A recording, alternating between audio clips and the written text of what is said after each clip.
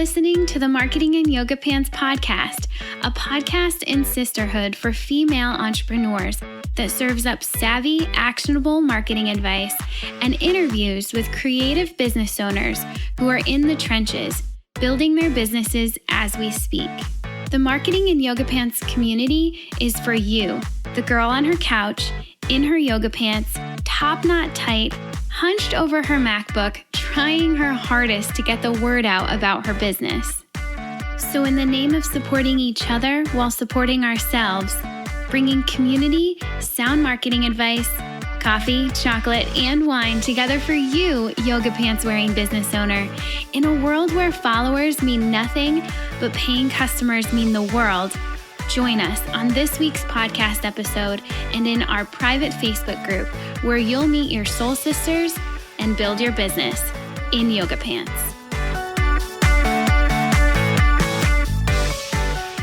Welcome back to another episode of the Marketing and Yoga Pants podcast. I'm Brit and I'm here today with Ali Zabel, the Naptime MomBoss. Thank you so much for joining me today, Ali.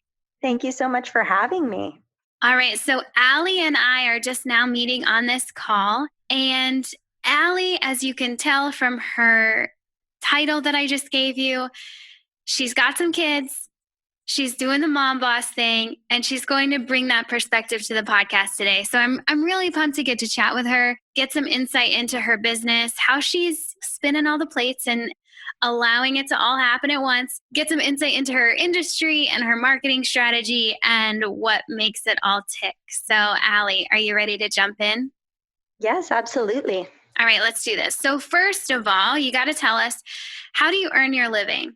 So I am a business coach for mainly new moms from the prenatal stage all the way to kindergarten. So we work on taking what they're passionate about and turning it into a profitable business. And a lot of these moms are either from the corporate world, and once they had their baby, they're not ready to, get back into the office and they want to transition into working from home.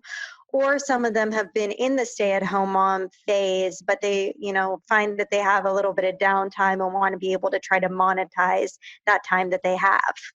Totally makes sense. I've heard that story. I'm sure we've all heard that story quite a few times. Having a kid definitely rocks your world and changes your life. And sometimes businesses are born in that stage, right? So let me get this right. Are you helping women who maybe kind of have an inkling that they're passionate about a certain thing, but they're not really sure if it's a business yet, or they're not really sure how to start, and you're helping them start and taking them through that?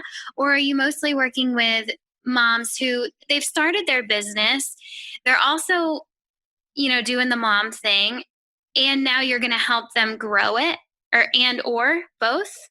And or both. Yes, exactly. So I work with both. We work with a startup. So I have a simple startup process because when I was starting my online business, I just found the process to be a little bit tedious and daunting. So I wanted to super simplify it and make it easier for moms that really don't have the time to put into working with certain courses and coaches. So I wanted to make it a process that once you stepped into this, it just made it super simplistic. But I also work with moms that do have something going on and they are working to scale that down and make it a more simplified process to get more out of it. Gotcha. Okay. Super cool. Very smart. All right. So let's take it back. And I'd love to know, how did you come to do this with your life? How did you come to be the mom boss working during nap time? So I never thought that would be me. I went to business school. I have my degree in business administration. And I was always the person that during college, I worked at our university rec center and I had mentors there that, they had kids and they went back to work. And I was always saying to myself, okay, I'm going to have kids and I'm going to send them to daycare and I'm going to stay in the corporate world and I'm going to stay on track and do what I have to do. And I was totally business mindset. So flash forward to when I had my son 2.5 years ago. At that point, I was owning and operating a boutique personal training studio with my sister. I've been in the fitness industry for 10 years on my own, but my dad has a fitness retail store locally. So I grew up in the industry. So business and fitness were always my life. When we had our personal training studio and I had my son, personal training hours, I would be up before my husband left for work. And then when he would come home, I would be leaving to go back to work. I'm like, this just is not working for me. But I've always had that entrepreneur's mindset. And I knew that just how passionate I was about business. Like, I need to take, my background and my entrepreneur passion and just figure out what that really means to me. So it took a lot of digging deep and actually finding myself throughout the process. And that brought me to find that there's really not a whole lot of support out there for new moms. There's a lot out there for, in the prenatal stage, or I find like, once the kids are in elementary school and you have that chunk of 8 hours a day to get stuff done, but there's not a whole lot for new moms that you're dealing with different nap times and you have toddlers at home.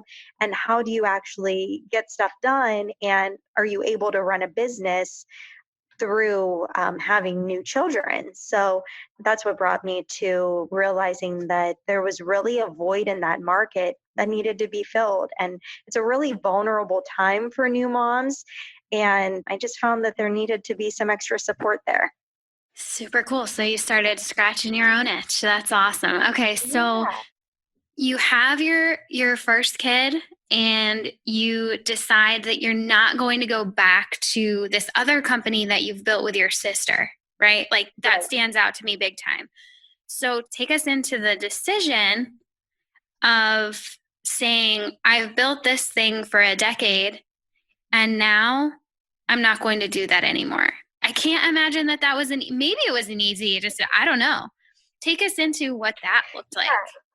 Right. It was definitely difficult because it is a transition, especially like when you're in that training world and you're used to being one-on-one with clients all day long, having that adult interaction, being so close with my family and our family business, and working with my sister on a day-to-day basis. But I just knew something on my end, kids grow up so fast, and I just wanted to be a major part of my child's life.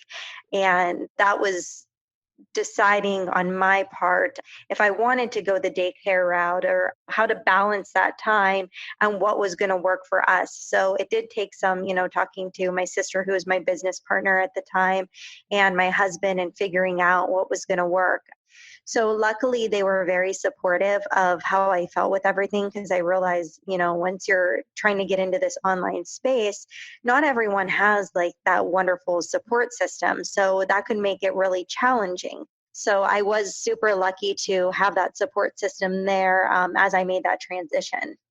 Cool. Okay. So then you shifted and you decided you were going to support these moms who don't want to go back into corporate. They don't want to go back into having no flexibility with their schedule because they want to show up for their kids.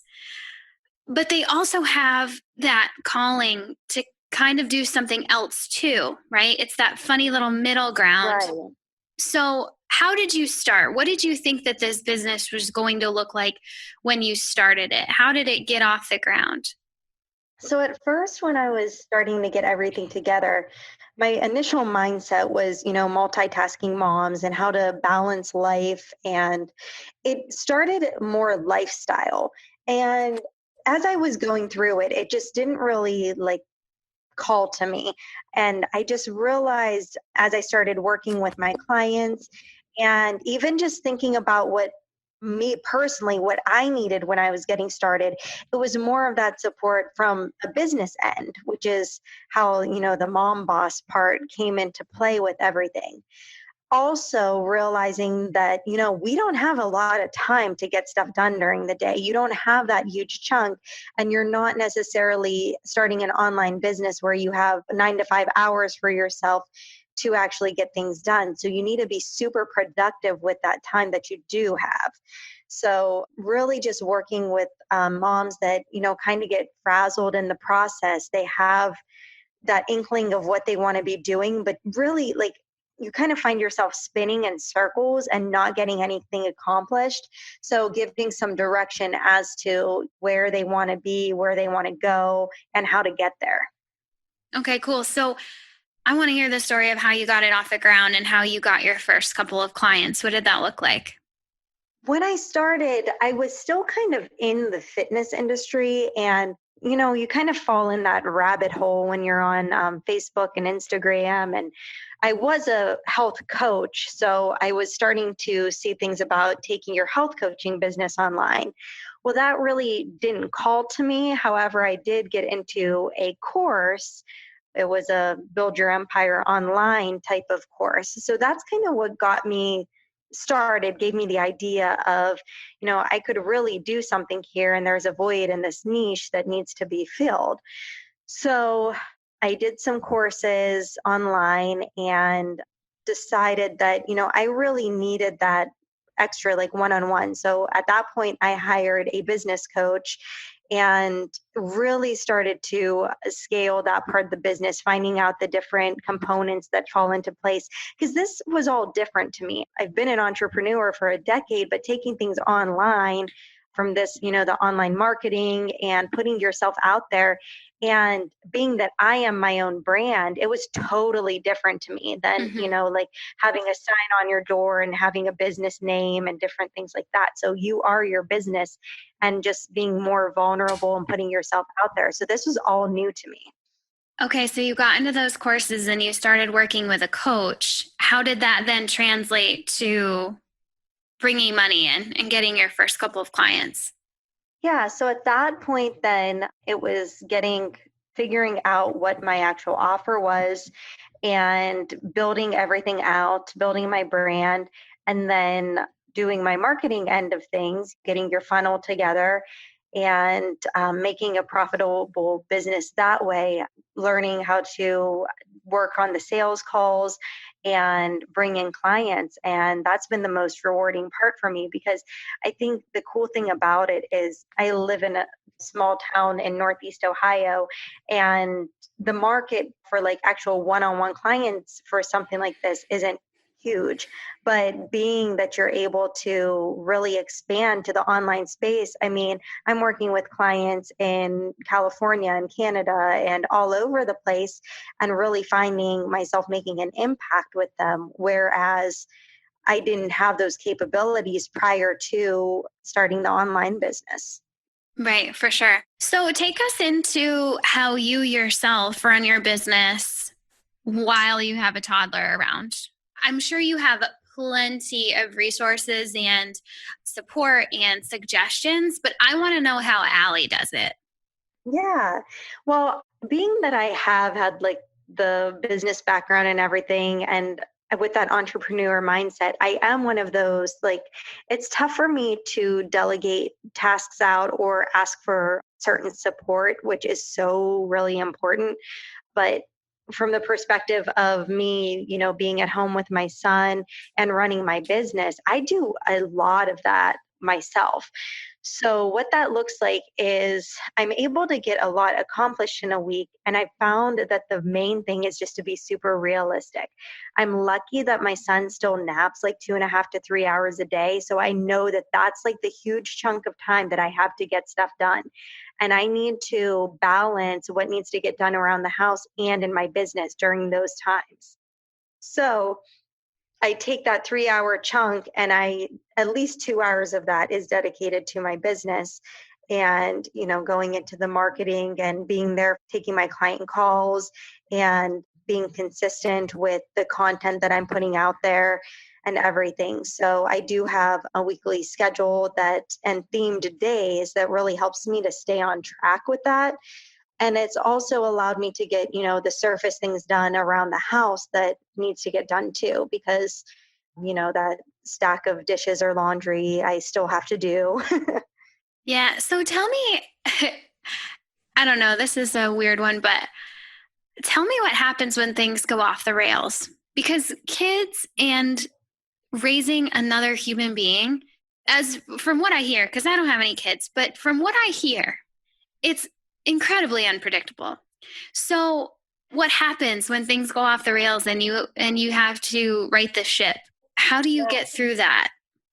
Well, it's different. I mean, you just kind of have to be prepared for the unknown, and you just have to kind of go with the flow and be flexible. So, even though I do have my daily schedule, I've had to get to the point where, if things aren't going as planned, I need to like loosen up the reins on it a little bit and not let myself get super stressed out about it and realize that it will get done. The biggest thing that I've learned, and I tell my clients is, just moving forward in the right direction, doing something every day. Or, if you have a kid that's homesick and you can't do anything that day, just continue moving forward in the same direction.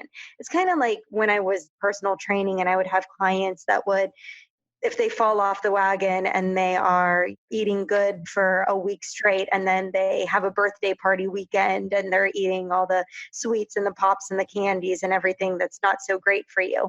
So it's kind of the same mentality. You don't want to let yourself fall off and have a whole like weekend, but if you're consistently just doing something for yourself and your business, you're always moving in the right direction.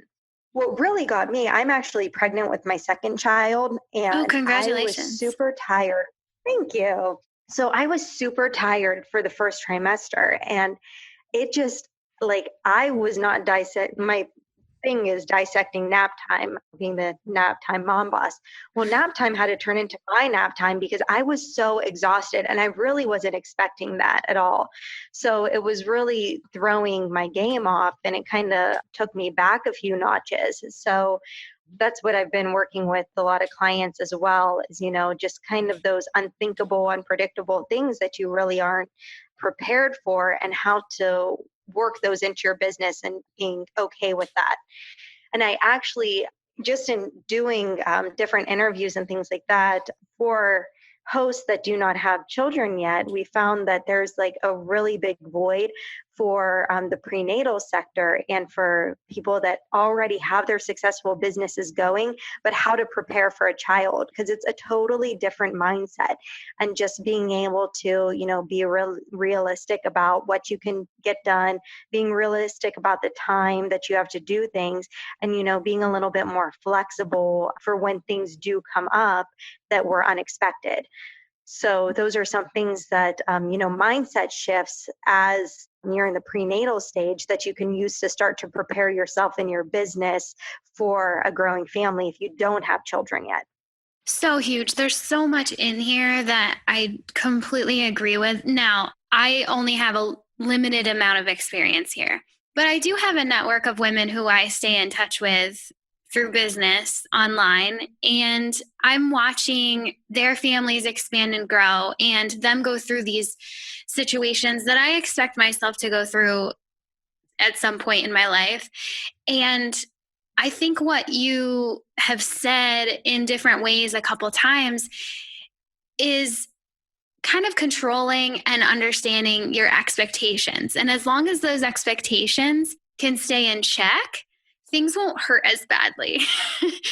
Sometimes you need someone that has been there before to put some perspective into the expectations that you have. Now, if you're someone like me who thinks that she knows everything before she's ever gone through it, I have said that how many times?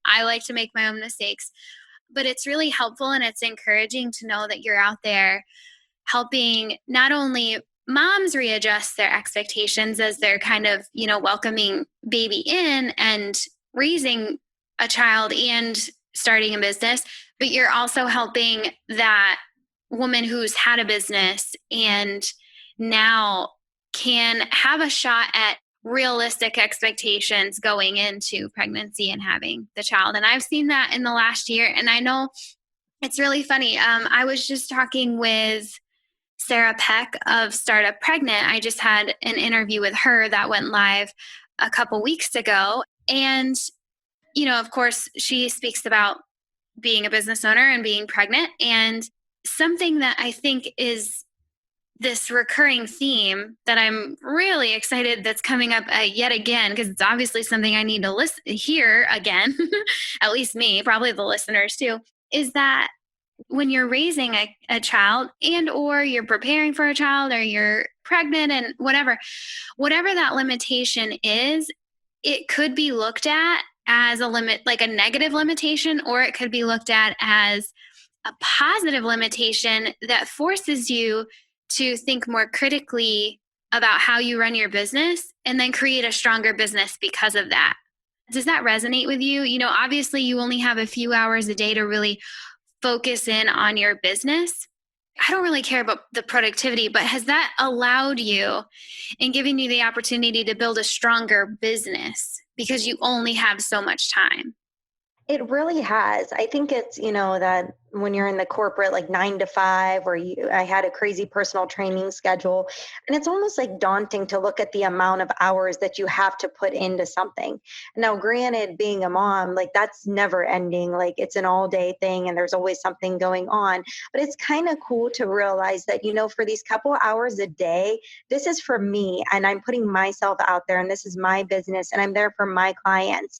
So it kind of gives you that sense of, I don't know if it's like success, like it gives you that identity as a woman, not just being mom at home in your sweatpants and, getting bananas thrown at you. And Yeah, that's an interesting concept. The mindset shift of a negative limitation versus a positive limitation. And I love that you're also seeing it as you're kind of getting the best of both worlds here. You get to have the baby and you get to chase after your passion and what you feel called to do. And that's a really helpful mindset shift as well. Thank you for that. So I want to see, what are you working on right now in your business? Where's your focus at currently? And then switch over and tell us, what do you see as your future vision, maybe for early 2019? yeah. So right now, what I'm focusing on is that program. I call it Prenatal Powerhouse. So it's for those that, are thinking of getting pregnant or are pregnant, and getting that mindset shift there to be able to prepare your business for the new baby. And just, getting myself out there a little bit more, because I know that there's so many women out there who, whether they already started their business or they think that there's something different for them to get started in, and to be able to know that they have support and have someone who has been through this on both ends, from the business end and from having the new child and now being pregnant and having to scale my business and prepare for that, that there are people out there to assist you through this. And I think that the biggest thing too is just starting and making those small moves every day, no matter what stage of the game that you're at, but so that you can prepare for it. Because I don't think, like, in the mindset that I was changing anything until I actually had my son.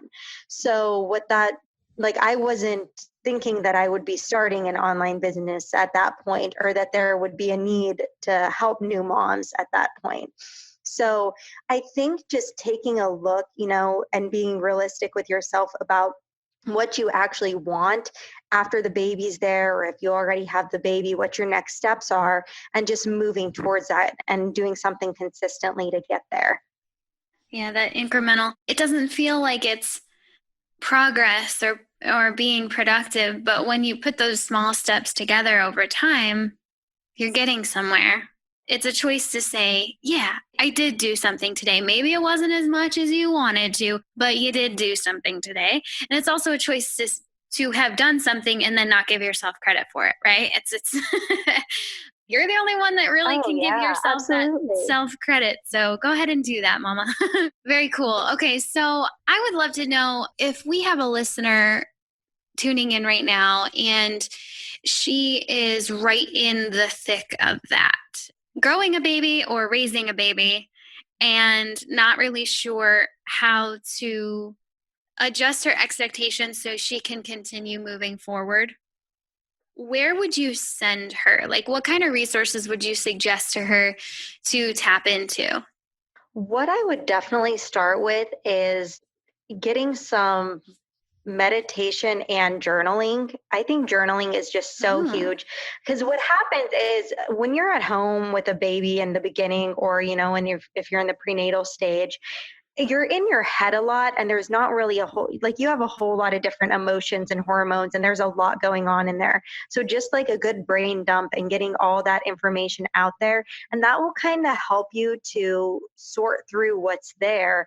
And maybe we're picking up things that, whether it's a business you already have and you're ready to shift directions, or just start something from scratch, whatever is up in there, it's kind of all jumbled up right now, but we'll make sense of it and be able to go from there and move forward. But I think that's the hardest thing in the beginning is, you have all these different emotions and you have all these different thoughts, and maybe you feel like there's no one that understands where you're at or these transitions that you're making. But I think it's important to be honest with yourself and to get those thoughts out there and kind of understand who you are. And that was my biggest thing, when I had my son, was just finding myself. And because now I have my husband and my son, and I knew that I wanted to be at home a little bit more, but what did that mean? And what was I going to do? So it was really cool because I was actually able to find like my true calling throughout this by just being honest with myself. Because I think sometimes when you're, whether it's a family business, or if you go through college and get your degree and you fall into the first job that you have and you climb up the ladder and then you're there, you're kind of going through the motions, and it might not be where you feel like you should be. But this is a good time to sit back and you have all these thoughts to yourself and with your new family. The options are endless, especially in the online business space, to just be who you want to be and share that with the world. Well, you're definitely speaking my language, sister, because what you just said could be applied to business as a whole and marketing too, right? Allowing yourself to be real, honestly. Be real with yourself. And this is great advice for moms, in my opinion. Honestly, you guys, what do I know? But I think it does make logical and intuitive sense to me, so that I don't know what that's worth, but there you go. To sit down, meditate, journal it out. And I think that this is great advice for every human being on the planet, especially in our warped and ever evolving ways in which we communicate with other human beings, whether it be through Instagram or through text or video call or actual in-person interaction. Doesn't happen very often, but it does happen still. There's just a lot, right? There's a lot. And so if you can get that out and dump it out, no matter how ugly the reality of those thoughts are, it doesn't matter. No judgment here. Real healing can begin. I think it's really, really great advice, what you just outlined here. And ultimately, when you can face the thoughts going on in your head, you can begin to face yourself. Right? Like your true self. And If you can start to face yourself, you can start showing up as yourself and not as the person you think you're expected to be, or who people think you should be. We just got real theoretical and real in there. I'm really glad we got there, because I like how this is all connecting to what we've been talking about a lot on the podcast lately. So that was a really good connection. Thank you for that suggestion. Now, I have one more question for you. We have to end with this one. Looking back, I would love to know, what advice would you give to yourself when you were first starting your business? That girl on her couch, hunched over her MacBook, baby probably crying in the background, trying to figure this out. What would you say to her? Just keep going. There's going to be those days and those times where you're going to feel like the time's getting away from you and you're not accomplishing anything and you don't know where things are going, and you might feel like frazzled or a mess, but it's going to turn into something, and you just have to keep going and working through it, and it's going to be great. That's a good reminder. Perfect. Okay. So before we go, Ali, could you please tell the listeners where they can find you online? Yes, my website is alizabel.com. So that's ALIZABEL.com. And you can find me on Instagram, Facebook, and Pinterest at the Ali Zabel. And I also have a cool 5-day challenge for those moms that might be ready to, take that nap time and work in their side hustle. And you can find that right on my website. It's a 5-day mother of a challenge to help you actually cute. get some of those thoughts out there and, get that brain dump in and figure out what that great next step for you is. So it's a cool challenge. I think you'd enjoy checking it out. So that 5-day challenge really speaks to that very first step that you just gave us, the sitting down and dumping it all out. Is that right? Yeah, it does. Okay, yeah, that's actually cool. where we start with the challenge. So, and then it well done. from there. So, yeah, you could have a good idea in that 5 days what your next steps are, and if whether you're in that business stage already or thinking about getting there, this will definitely give you a good jump start on that. Yeah, and it's funny how sometimes you just need that prompt. I don't know. Even for me, someone who identifies as a journaler and a writer and someone who enjoys meditation and being introspective, all of those things, sometimes, especially when my internal dialogue is not pretty, sometimes it's really difficult to sit down and start brain dumping because I'm scared of what's going to come out, honestly, right? Right. And so sometimes when you have a prompt like that, just to get you started, and plus, if it's coming from someone who you've just been able to listen to for the past, 40 minutes, and you know that it was created in a heartfelt way by Ali, that can feel so supportive and really be the catalyst for you to just start. That is so well done, Ali. I'm so glad that you have that available. Listeners, if you need that, please go find it. We'll definitely link it in the show notes. And everywhere that this podcast is, you can go find that. So, all right, to finish out, you heard her. Definitely go check her out, send her some love, and then hop into our private Facebook group to hear even more from Ali over the next few days.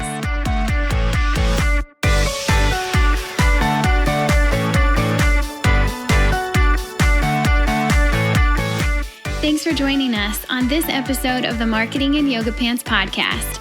Keep the conversation going by visiting marketinginYogaPants.com/Facebook, where you'll get to join that private Facebook group I've been talking so much about.